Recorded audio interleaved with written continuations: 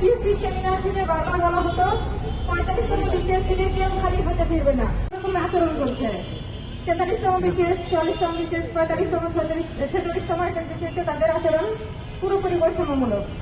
44তম বিসিএসের সাথে এটা প্রায় বাংলাদেশের সবাই জানে।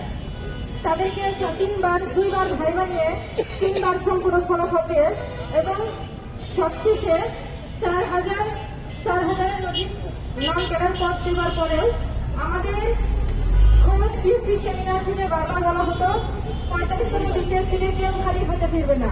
তারাই আমাদেরকে আশ্বস্ত করতো, কিন্তু নাটকীয়ভাবে আমাদের ফলাফল পুরোপুরি বিপরীত।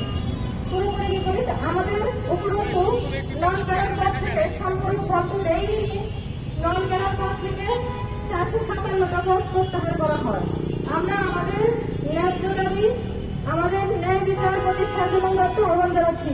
আশা করি নির্বাচিত সরকার আমাদের এই আকাঙ্ক্ষার ন্যায় বিচার প্রতিষ্ঠা করে আমাদের এই আকাঙ্ক্ষার প্রতি ফলন ঘটাবে, আমাদের সর্বশেষ আশ্রয়স্থল।